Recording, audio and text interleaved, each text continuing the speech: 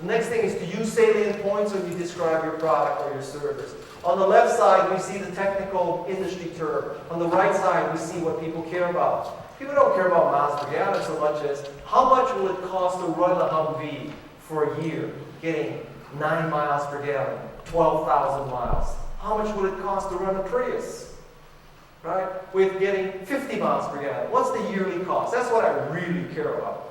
On the left side, if you're a not-for-profit, you talk in terms of dollars. What your donors really care about is not dollars. They want to know, if I give you $100, how many months of food does that buy for that family? That's the salient point. And in the gadget business, people don't wake up in the morning saying, oh God, if I only had 16 gigabytes.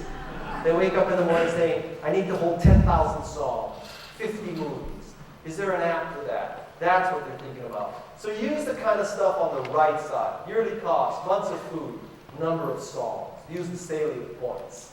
The next thing is to overcome resistance. I wish I could tell you that if you had a great product or service, it means that you will have less resistance. Ironically, you will probably have more resistance. So now how do you break down the resistance? This is one example. In the 1980s, the electronic gaming business was tarnished. Retailers did not want to stock electronic games. So Nintendo had a problem. What it did is it added a robot to its electronic game and called it a toy, because every retailer will stock a toy for Christmas, but not a game. And then it got kids to ask their parents for an electronic toy, which is educational, to learn robotics for Christmas. Big difference between asking for a game and an educational toy. Another way to break down resistance is to provide social proof. Providing social proof means that you give people some mechanism to display that they have embraced your product or your service.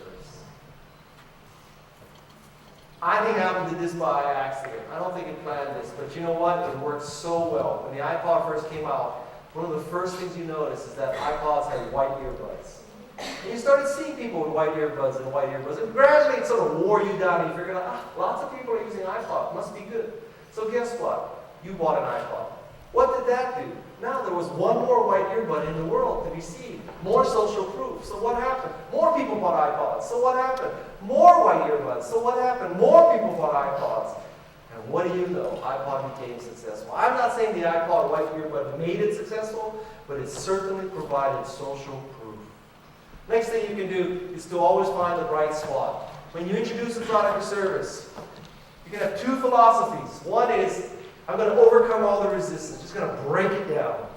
You know, in the mid-'80s when we introduced Macintosh, there was lots of resistance. CIOs and Fortune 500 companies hated Macintosh. The natural reaction is, we'll go to the CIO, we'll ask them, why do you not like a Macintosh? And they told us, no 123, no letter quality printer driver, no SNA, no whatever, TCP/IP, whatever. They told us, we went and fixed that and go back, and they still wouldn't buy it. What you should do when you encounter this kind of thing is look for the bright spot. In Vietnam, trying to fight malnutrition, someone had decided that instead of looking at all the problems with malnutrition, they would look at the few families that didn't have malnourished kids. What were they doing differently in this bright spot? And they found out that what they were doing differently is that those mothers were adding shrimps and crabs from the rice patties plus vegetable matter to the plain rice meals. That was the only difference. Okay? That was the bright spot. In the Macintosh world, spreadsheet, database, word processing was failing. The bright spot was PageMaker. PageMaker created a really bright spot called desktop publishing, and desktop publishing saved Apple. PageMaker was a gift from God to Apple. Trust me. Without PageMaker, Apple would be dead. We'd all have a completely different orientation to the world. For one thing, our phones would have keypads. Our phones would have batteries that lasted for more than a day. Our phones wouldn't be stuck on the lousy data network. Life would be very different without Apple. I believe in God. One of the reasons why I believe in God is there is no other explanation for Apple's continued survival than the existence of God. Just be honest. Find the bright spot. The next thing is enchant all the influencers. Many people make a mistake. They think, let's focus on the dad. He's the decision maker. 80% of the time, you'd be wrong. It's the mom. Sometimes it's the sister. Sometimes it's the father. In my house, it's the daughter. Right? You get my daughter, you got me. No problem. No problem. That's just how it is. And so, think about this. You have to enchant everybody. You can't just focus on who you think is the decision maker. And while I'm on the topic of my daughter, I'm going to tell you something. I want you to suspend your disbelief. Trust the speaker. Rent or buy the movie Never Say Never, the Justin Bieber marketing movie. How many of you have seen that movie? 2, 3. Okay. Tell me, was that not a great movie? Did it exceed your expectations when you saw that movie? Because I love that movie.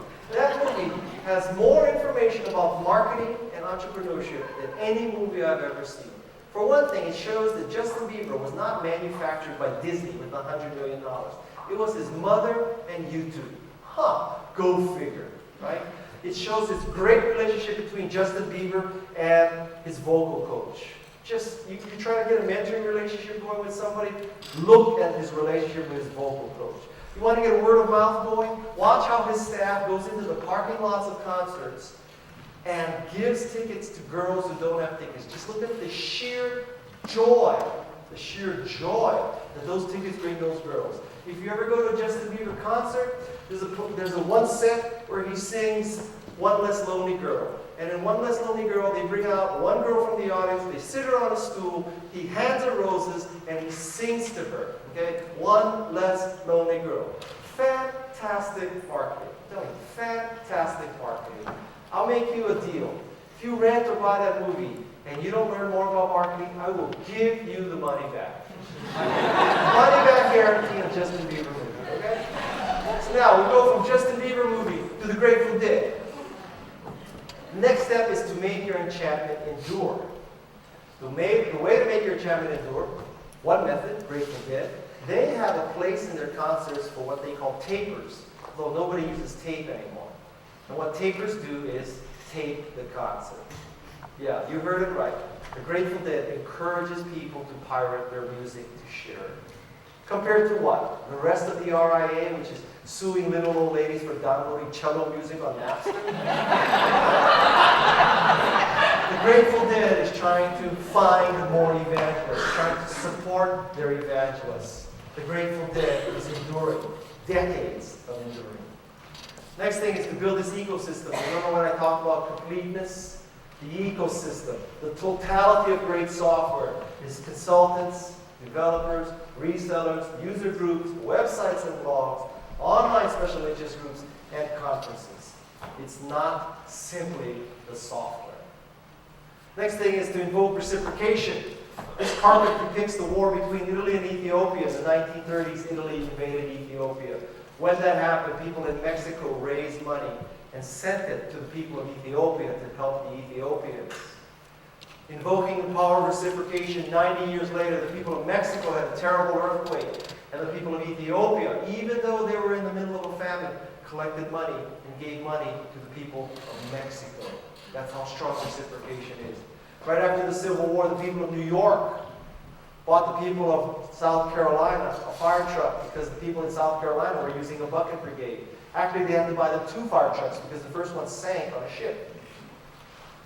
At that point, the people of Charleston vowed that they would reciprocate in case the people of New York ever needed their help. Well, guess what?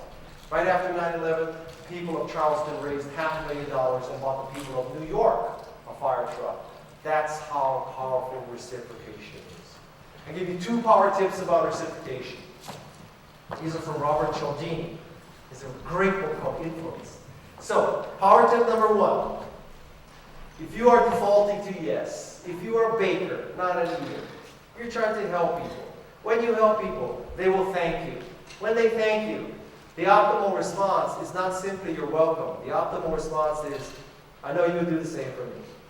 By saying to her, I know you would do the same for me, I'm telling her she's a good person. She has class. She understands reciprocation. I'm telling her, I know you will do the same for me.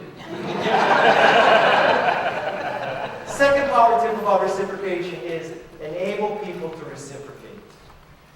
I might be tempted to take the true high road. I know you would do the same for me, but don't worry about it. You don't have to. God bless you. Have a happy rest of your life. Okay? That's not the optimal answer, because no matter what I say, she still feels indebted.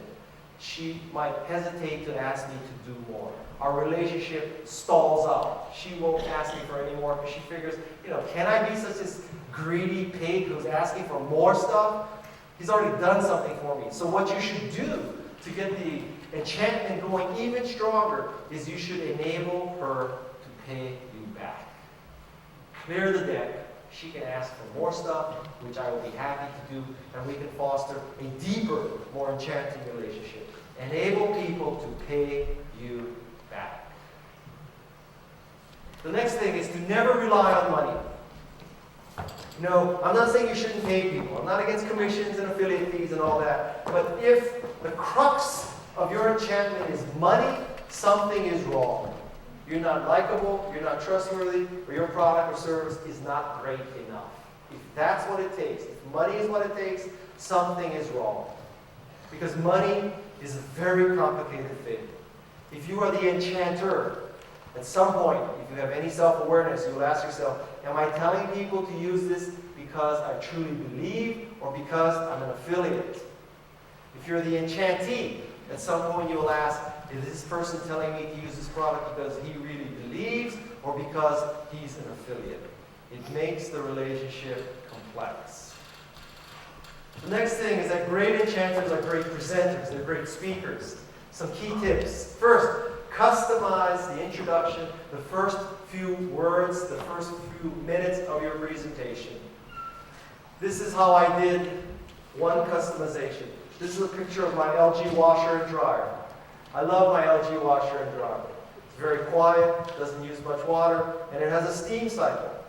I don't know what you do with the steam cycle, but I love the steam cycle. I bought this washer because it has a steam cycle.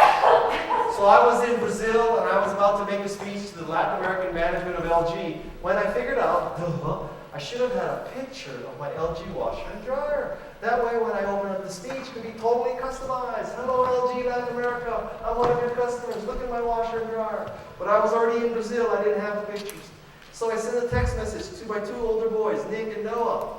I sent them a text message, and I'm trying to invoke reciprocation. This is Dad. This is the guy who bought you each an iPhone 4. I want you to stop playing Halo for a moment, go downstairs, take a picture of the washer dryer, send it to me right away. Okay? 15, 20 minutes go by, nothing happens. So I send a text message to my older son, Nick, and I say, Nick, did you get my text messages? Nick says, well, Noah said he did the pictures. By the way, can you get us?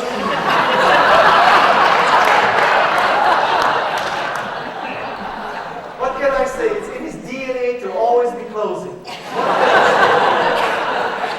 And you see my response there. I doubt it. Because there's reciprocation and there is stupidity. I'll show you more pictures of how I customize my introduction around the world. First picture, Moscow. I used this picture when I spoke right before Richard Branson, or right after Richard Branson. He didn't have any customized pictures. I showed myself in the Kremlin, where I learned the Russians have big balls. That was a great opening joke. The audience loved that joke.